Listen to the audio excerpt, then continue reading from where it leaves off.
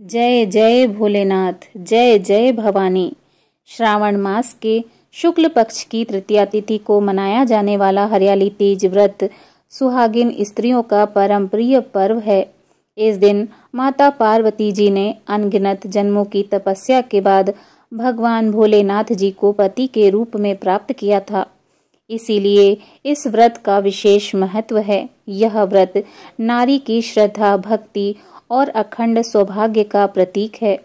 आज हम श्रद्धा के साथ उस मंगलमयी कथा का श्रवण करने जा रहे हैं, जिसके स्मरण मात्र से जीवन में सुख, शांति और वैवाहिक समृद्धि का वास होता है। आइए कथा से पूर्व हम श्रद्धा भाव से माता पार्वती जी का ध्यान करें। ओम ह्रीं गौर्ये नमः। ओम पार्वते नमः। ओम शिवप्रियाय नमः। ओम उमाये नमः। ओम शिवाय नमः। हे माँ पार्वती, आपकी कृपा से हर स्त्री का जीवन सौभाग्य, प्रेम और सुख से भर जाए, इसी प्रार्थना के साथ श्रवण करते हैं हरियाली तीज व्रत की पावन कथा। हरियाली तीज की व्रत कथा के अनुसार इस कथा को भगवान भोलेनाथ जी ने माता पार्वती जी को सुनाया था। माता पार्वती जी ने पर्वतराज हिमालय के घर में पुत्री रूप में जन्म लिया था और बचपन से ही उन्होंने भगवान शिव जी को अपने पति के रूप में प्राप्त करने का दृढ़ संकल्प ले लिया था। उन्होंने कई वर्षों तक हिमालय पर्वत पर विषम परिस्थितियों का सामना करते हुए कठोर तप किया। इस दौरान माता पार्वती जी ने अन्न ग्रहण नहीं किया।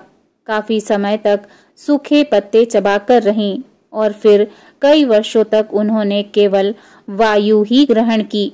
यह देखकर माता पार्वती जी के पिता हिमालय अत्यंत चिंतित हो गए थे। एक दिन देव ऋषि नारद जी उनके पिता के पास पहुंचे और कहने लगे, हे राजन, भगवान श्री हरि विष्णु जी आपकी पुत्री से विवाह करने के इच्छुक हैं। इस विषय में आपके क्या विचार हैं? यह सुनकर हिमालय राज को अत्यधिक प्रसन्नता हुई और वह भगवान श्री हरि विष्णु जी के साथ अपनी पुत्री का विवाह कराने के लिए तैयार हो गए। देव ऋषि नारद जी ने यह समाचार भगवान श्री हरि विष्णु जी को दिया और साथ ही माता पार्वती जी को भी इसके बारे में अवगत कराया। जब माता पार्वती जी को इस बात की जानकारी प्राप्त हुई तो वह अत्यंत ही निराश और दुखी हो गईं, क्योंकि उन्होंने तो मन ही मन भगवान भोलेनाथ जी को अपने पति के रूप में स्वीकार कर लिया था। माता पार्वती जी ने अत्यंत दुखी हृदय से यह बात अपनी सहेली को बताई। उनकी सहेली ने माता पार्वती जी की सहायता करने का निश्चय कर लिया। इसके बाद उनकी सहेली ने माता पार्वती जी को एक घने जंगल में एक गुफा के अंदर छिपा दिया। माता पार्वती जी ने उस गुफा में भगवान भोलेनाथ जी की पूजा के लिए रेत के शिवलिंग का निर्माण किया और वहीं पर घोर तपस्या में वह लीन हो गईं। माँ पार्वती के इस तपस्विनी रूप को नवरात्रि के दौरान माता शैलपुत्री के नाम से पूजा जाता है। संयोग से माता पार्वती जी ने शिवलिंग की स्थापना भाद्रपद की शुक्ल पक्ष की तृतीया तिथि को हस्त नक्षत्र में की थी और साथ ही निर्जला व्रत रखकर रात्रि जागरण किया। तब माता के इस कठोर तपस्या से प्रसन्न होकर भगवान भोलेनाथ जी ने उन्हें दर्शन दिए और इच्छानुसार उनको अपनी पत्नी के रूप में स्वीकार किया। इसके बाद माता ने व्रत का पारण किया। वहीं दूसरी ओर पर्वतराज हिमालय भी अपनी पुत्री को ढूंढते ढूंढते गुफा तक आ पहुंचे। माता पार्वती जी ने अपने पिता को वहां घर छोड़कर गुफा में रहने का कारण बताया। साथ ही उन्होंने अपने पिता को यह भी बताया कि भगवान भोलेनाथ जी ने उनका वरण कर लिया है और इस प्रकार उन्होंने भगवान भोलेनाथ जी को अपने वर के रूप में प्राप्त करके अपना संकल्प पूर्ण किया। इसके पश्चात पर्वतराज हिमालय ने भगवान श्री हरि विष्णु जी से क्षमा याचना की और वह आखिरकार अपनी पुत्री का विवाह भगवान भोलेनाथ जी से करवाने हेतु सहर्ष तैयार हो गए। अंततः भगवान भोलेनाथ और माता पार्वती जी का विवाह विधि पूर्वक संपन्न हुआ। इस प्रकार माता पार्वती और भगवान भोलेनाथ जी का पुनर्मिलन हुआ। इस प्रकार माता पार्वती और भगवान भोलेनाथ जी की यह मंगलमय पावन कथा पूर्ण हुई। जो भी श्रद्धा, विश्वास और भक्ति से इस व्रत को करता है एवं कथा को सुनता है, उसे अखंड सौभाग्य, सुख, समृद्धि और वैवाहिक जीवन में प्रेम की प्राप्ति होती है। माँ पार्वती का आशीर्वाद सभी महिलाओं पर सदा बना रहे, उनका सुहाग अटल रहे, जीवन में हरियाली और खुशहाली सदा बनी रहे। इसी मंगल कामना के साथ कथा का समापन करते हैं। ओम उमाय नमः, ओम शिवाय नमः, ओम हरियाली तृतीयाय नमः, माँ पार्वती शंकर अर्धांगिनी नमः। हर हर महादेव। जय माँ पार्वती। आप सभी को हरियाली तीज व्रत की कोटि कोटि शुभकामनाएं। माता पार्वती जी की चालीसा। जय गिरि तनय दक्ष जय, शंभु प्रिय गुण खानी, गणपति जननी पार्वती, अम्बे शक्ति भवानी।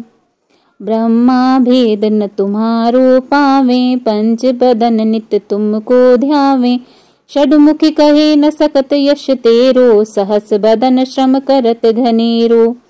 तेऊ पार न पावत माता, स्थित रक्षालय ही सजाता, अधर प्रवाल सदस्य अरुणारे, अति कमनीय नयन कजरारे।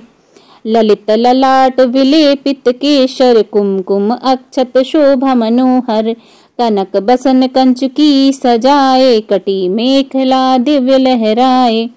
कंठ मदार हार की शोभा, जाहि देखि सहज मन लोभा। बाल अरुण अनंत छबिधारी, आभूषण की शोभा प्यारी। नाना रत्न जड़ित सिंहासन, तापर राजित हरि चतुरानन। इंद्रादिक परिवार पूजित, जगमृग नाग यक्ष रव कूजित। गिर कैलाश निवासिनी जय जय, कोटिक प्रभा विकासिनी जय जय। त्रिभुवन सकल कुटुंब तिहारी, अणु अणु महा तुम्हारी उजियारी।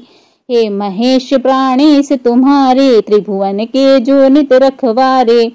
उन सो पति तुम प्राप्त कीन्हा, जब सुकृत पुरातन उदित भय तब।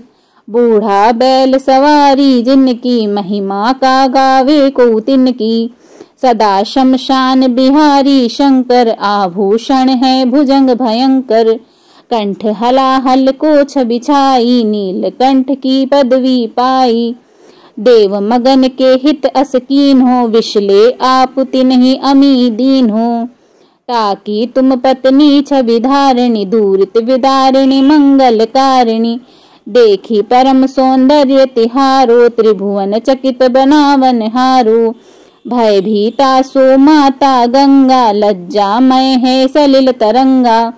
सौत समान शंभु पहियाई, विष्णु पद अम्बज छोड़ी सुधाई। तेहि को कमल बदन मुरझायो, लखि सत्वर शिव शीश चढ़ायो। नित्यानंद करि वरदायनी, अभय भक्त कर नित अन पायनी। अखिल पाप त्रैताप निकंदनी, महेश्वरी हिमालय नंदनी। काशीपुरी सदा मन भाई, सिद्ध पीठ तेहि आप बनाई। भगवती प्रतिदिन भिक्षा दात्री, कृपा प्रमोद स्नेह विधात्री। रिपु क्षय कारिणी जय जय अम्बे, वाचा सिद्ध करी अवलंबे। गौरी उमा शंकर काली, अन्नपूर्णा जग प्रतिपाली। सब जन की ईश्वरी भगवती, पति प्राणा परमेश्वरी सती। तुमने कठिन तपस्या कीनी, नारद सो जब शिक्षा लीनी। अन्न न नीर न वायु आहारा, अस्थिर मात्र तन भयउ तुम्हारा। पत्र घास को खाद न भायउ, उमा नाम तब तुमने पायउ। तब बिलो की ऋषि सात पधारे, लगी डिगावन डिगिन हारे। तब तब जय जय जय उच्चार्यु, सप्तऋषि निज गेह सिद्धार्यु। सुर विधि विष्णु पास तब आए, वर देने के वचन सुनाए। मांगे उमा वरपति तुम तिन सो, चाहत जग त्रिभुवन निधि जिनसो। एवं अस्तु कही ते दो गए, सुफल मनोरथ तुमने लए। करी विवाह शिव शोभामा, पुनः कहाई हर की बामा। जो पढ़े जन यह चालीसा, धन जन सुख देहि तहि ईसा। कूटि चंद्रिका सुभग सिर, जयति जयति सुख खानी। पार्वती निज भक्त हित, रहेउ सदा वरदानी। इति श्री पार्वती चालीसा संपूर्ण।